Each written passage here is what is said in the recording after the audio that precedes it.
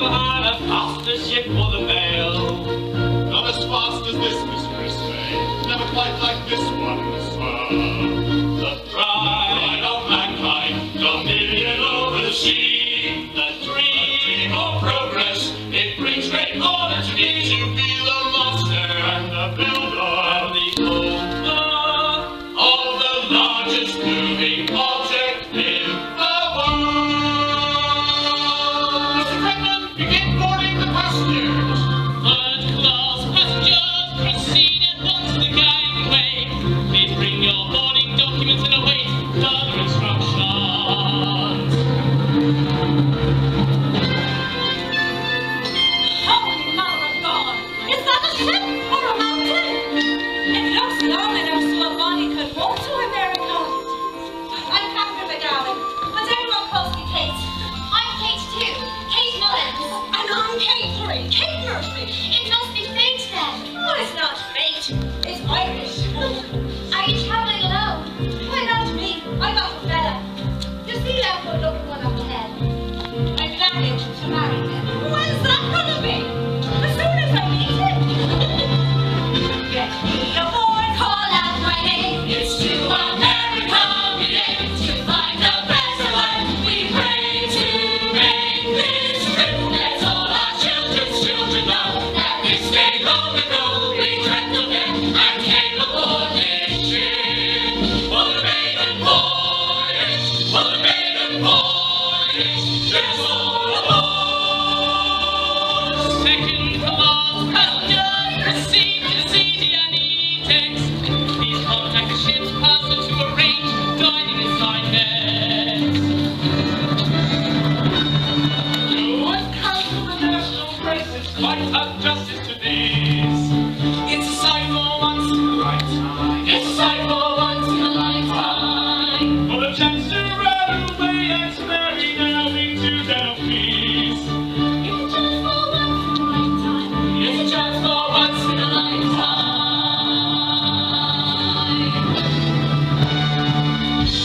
And to board that ship today, be with her when she pulls away and takes her maiden step. I must get on that ship, the largest right Islamia, and I'm reserved the nerve to be aboard. Now point me for that ship.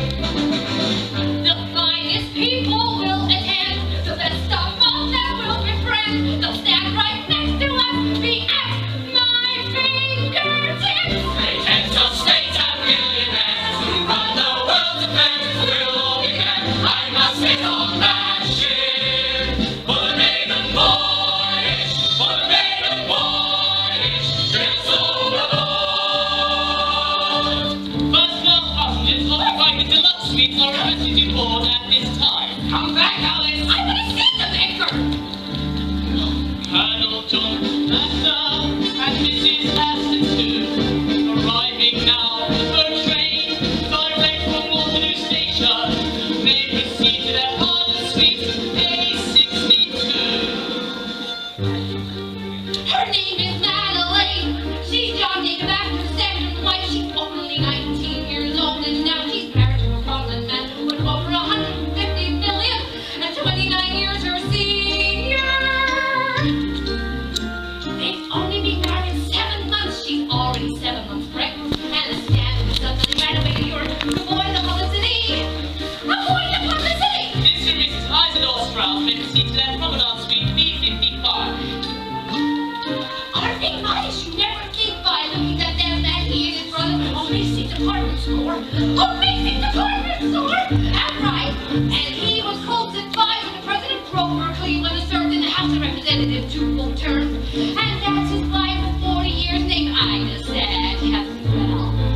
The two of them have been touring on the French Riviera. The French Riviera. Mr. Benjamin Guggenheim and party may find his customary suite arcaded. Made his money by smelting gold, spent it like water. $4,500 for the Louis Vuitton suite, so he can live in luxurious sin with his latest mistress. And they call that justice. They call that justice. Mr. and Mrs. George Winder, promenade suite, B54. He's the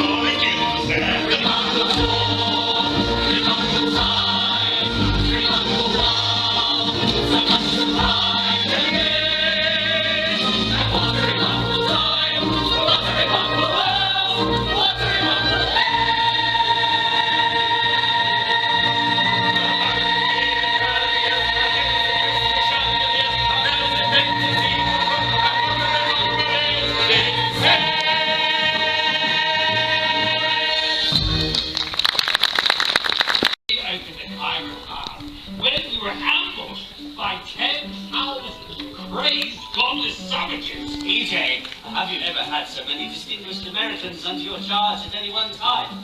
You know most of them, I'm sure, and of course, everyone knows the Major. Oh, of course, yes. Mr. Guggenheim, welcome aboard, sir. You're becoming quite a regular on this Atlantic run. Yes, point of fact, it's my 34th crossing. EJ, tell me, how many miles did we cover yesterday? 484, Mr. Ismay. Really, and are you pleased with that? Yes, very pleased. Far better than I expected on our first day out. Well, I'm sure we'll do much better today. Begging your pardon, Captain, Mr. Lightoller is awaiting his course. Tell Mr. Lightoller to increase speed to 21 knots and set a course for west-northwest 292 degrees. That's the northern flag, sir. I know that, man. It will save us both fuel and time. Approximately 3 hours. 3 hours? Yes. Oh, well done, EJ.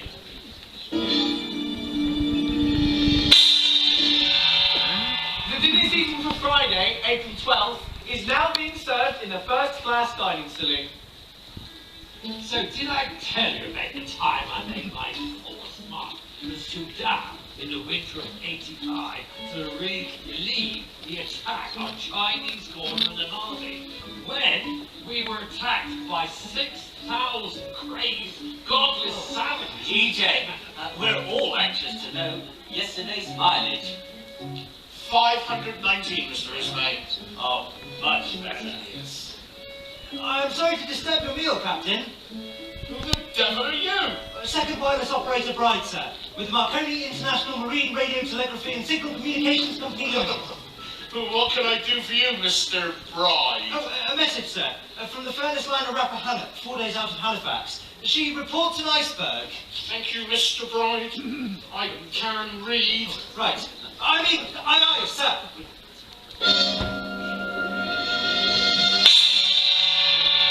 The dinner seating for Saturday, April 13th, is now being served in the first-class dining saloon. But did you know the proudest moment of my entire career came in '02 under the command of General Kitchener in Johannesburg, when, without warning, untold thousands of crazed godless Not her last, Mrs. Weiner. Certainly not her last. And how did you find Paris, Mrs. Forrester? Thank goodness I didn't have to. Jake knew right where it was. Excuse me, Captain. Yes, Mr. Lightoller. Have you any instructions, sir, concerning operating speed? Maintain 21 knots, Mr. Lightoller. 21 knots, aye, sir. 21 knots. Come, EJ. I promise these distinguished gentlemen will be arriving into New York by Tuesday nightfall. At this rate, we'll never make it. I'm afraid it's a little early for either of us to know that yet, Mr. Ismay. Please excuse me. Continue with your meal. Oh, must you leave us so soon, Captain? I'm very sorry, Mrs. Thayer, but my duties on the bridge, although not half as pleasant as sitting here with you lovely ladies, requires my attention. Please continue. remarkable man, our Captain Smith, our Captain Smith, remarkable man, our Captain Smith, remarkable man, our Captain Smith, remarkable man, our Captain Smith, remarkable, remarkable time, remarkable time, remarkable world, so much to surprise and amaze, and what's a remarkable time, what's a remarkable world, what's a remarkable age.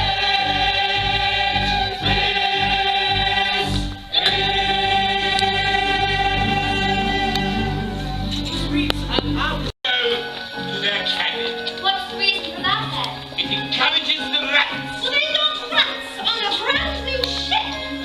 They're always the first aboard. Well, they're welcome to part of my share. Sure, me and the entire family could live a week just off what I've been leaving on my plate. And all of it for free. Free? I get daft then. So why do you suppose they charge us every bit of 60 shillings for our passage?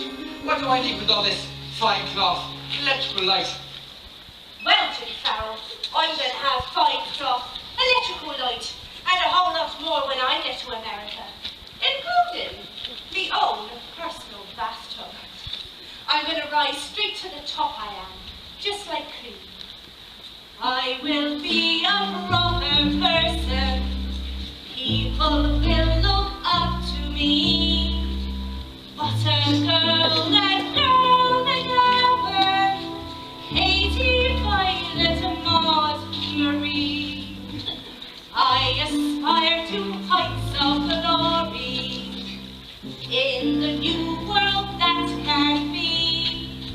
In that grandest nation I'll stand tall, reach my very highest hopes of all. I'm aiming to have a real profession, I am. Me too. Me three. I want to be a lady's maid in America. In America, the streets are paved with gold. I want to be a governess in America. In America, it's better, I am told. I want to be a sewing girl in America. In America, I'll sew till I am old. There's a place called Chicago. I've seen it on the map. There's a place called Maryland. I've seen it on the map. There's a place in America, down here, and I hope it's like Porthcurno. Oh, I'm hoping that it is. There, I'm hoping that it is. Where am I dreaming? Am I hoping? Am I sleeping? Am I praying? Am I wishing to be happy? Doing that. I want to be an engineer. In American streets with walls. I want to call my own. In America, it's better, I am told. Over beyond the northern sea, a new life can unfold. And I'm glad that it will. How bright that it will. Where am I dreaming? Am I hoping? Am I scheming? Am I praying? Am I wishing to be happy? Look up to the enough. I want to be a millionaire in America. So my Christmas I want to be a constable in America. In America, rise above your cloud.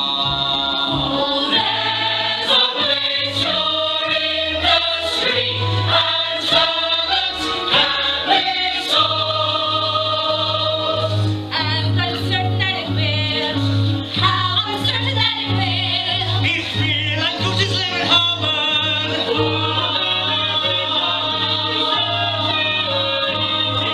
Where am I dreaming? Am I hoping? Am I scheming? Am I praying? Am I wishing to be happy? Look up to enough. I want to rise above myself. Streets of America. I want to be a lady's maid. Engineer. In America. Better place for me and you. Better land to start anew. Better land for the baby.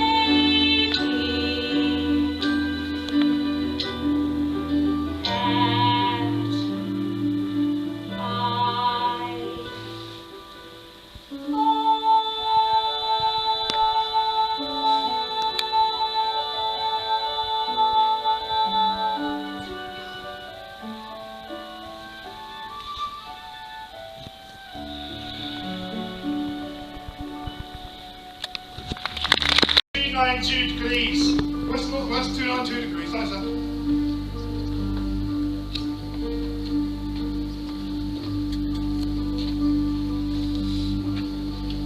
What's our speed? Steady at 22 knots, Captain. Have there been any reports of mechanical problems since reaching that speed? No, sir. None at all. Very good. Increase speed to 23 knots. Captain, there's been another ice warning, sir. Masaba reports a large berg at 42 degrees north. 42 degrees north. Well, that's in total agreement with all the other reports we've received. Except from the one from the French liner La Touraine that said 41 degrees north. But that puts the iceberg a good deal closer. How do you explain the difference? Must have been an error in transmission, Captain. The radio. I'll never get used to the damn thing. I'm afraid it's here to stay, sir. Very soon we'll be taking orders from warm, dry little offices on land. It's a brand new world, Captain. Well, I'm glad I won't be around to see it. 23 knots, Mr. Murdoch. 23 knots. Aye, aye, sir. Engine room, increase speed. Give us 81 revolutions, Mr. Bell. I am still waiting, Mr. Strauss. For what? The reason you sent our son Jesse a radio message. But he and his cousin Nathan want to make Macy's the largest retail store in the whole of the world. Yes, they even want to give away catalogs like Sears and the Roebucks. It's totally crazy. And what did you say? Right, go ahead. It's a new world out there, Mrs. Strauss. I don't pretend to understand any of it. Good evening, there. Henriette's first-class steward. Edgar Bean, second-class passenger. Bean, I know that name. You probably ran into my wife. She likes dancing with me. No wind, nothing to spy things by. No wave, no swell, no line where sea meets sky. Stillness, darkness, can't see a thing, says I. No reflection, not a shadow, not a glint of light meets the eye. And we go sailing, sailing, ever westward on the sea. We go sailing, sailing, ever on going. It's a beautiful night, Mr. Strauss, even though there's no moon. Look at all the stars. Can you find the Big Dipper? The Big Dipper? I cannot even find our way back towards Dale. Every time I go out for a walk, finding my way back is an adventure. Maybe you should drop breadcrumbs. Feel how cold it's getting, Mr. Strauss. All in the last couple of hours. Would you like me to get your first dose? What?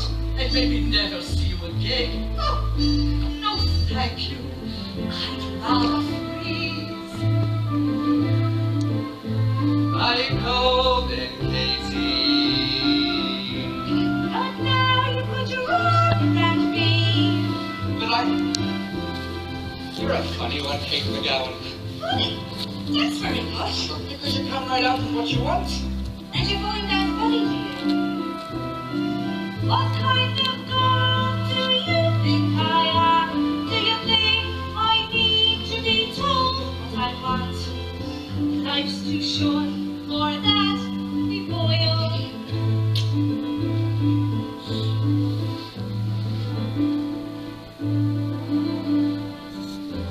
The weather's quite changed, Mr. Lightholder.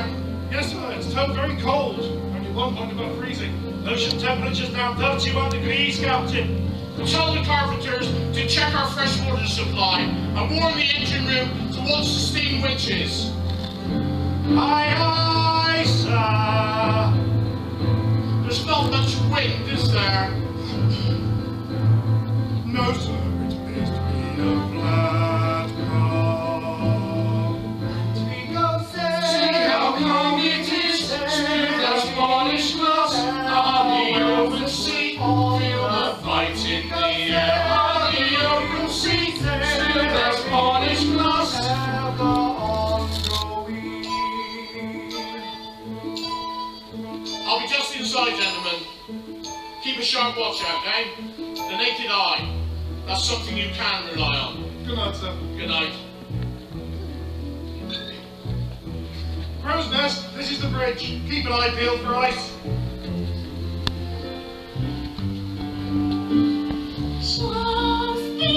In 2 days, America.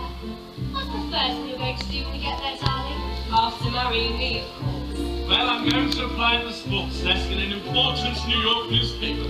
They could use a journalist with my experience. But you don't know anything about American sports, do you, darling? Well, it's not terribly difficult. They're footballers like our rugby. except for they'll have to wear a lot more padding for some reason. They sound like an eminently sensible race. That's our stove. That's why we're going there. Good evening, gentlemen. Madam, this happens to be the smoke room. So I see. Women are not permitted in the first class smoking room, madam. Don't look so shocked, gentlemen. There's a new world out there. You were like, where? It's the hard thing. That's the new melody. What's it called?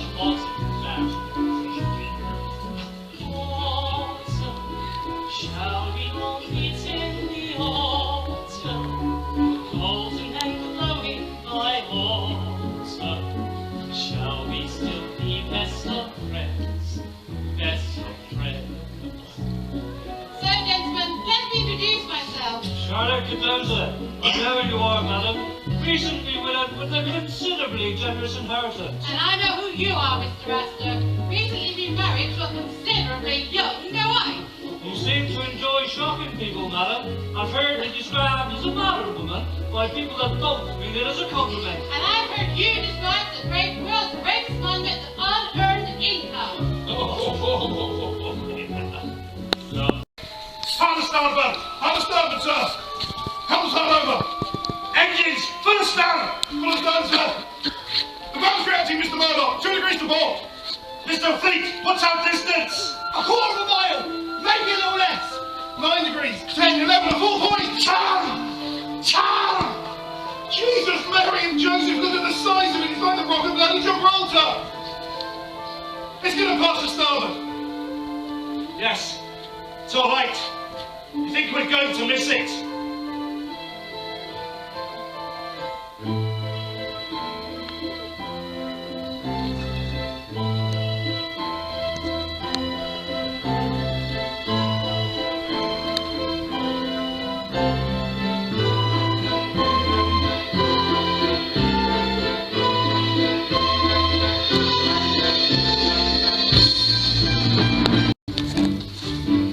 Report, Mr. Murdoch. We've struck an iceberg, sir, starboard side. I don't know the extent of the damage yet, but I've taken the liberty of rousing the passengers. Well, I want them all up on deck wearing their life preservers. If nothing else we could do with a drill, we haven't had one yet, have we? Wake up, wake up, wake up, wake up, wake up. Wake up, wake up, wake up, wake up, wake up. Wake up, wake up, wake up, wake up, wake up. Wake up, wake up, wake up, wake up, wake up. Flags on passengers, we're seen at once to the salon. Please take your life preservers and await further instructions.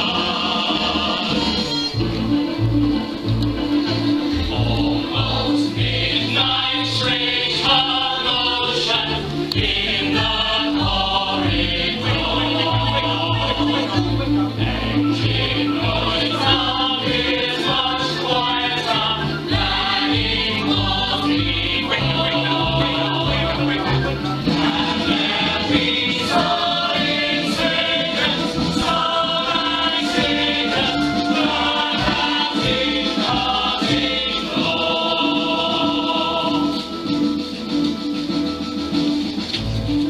George, look up out on deck. There must be a turret. We're spot on to what we might be. And ladies and gentlemen, the captain would be grateful if you would all proceed to the grand salon. And please get warmly. We're taking on water in boiler rooms 4, 5 and 6, sir. In 6 it's already up to their knees. Close the watertight doors, activate the pumps, then rouse the carpenter and get him to sound the ship. It's all done, sir. Mr. Murdoch, what's our position? Our position, Mr. Murdoch. It's 41 degrees 44 minutes north, north 50 degrees 24 minutes west, Captain. We'll inform the radio room. Yes, sir. Mr. Murdoch, let go of the helm, man. We're dead in the water. Sorry, Captain.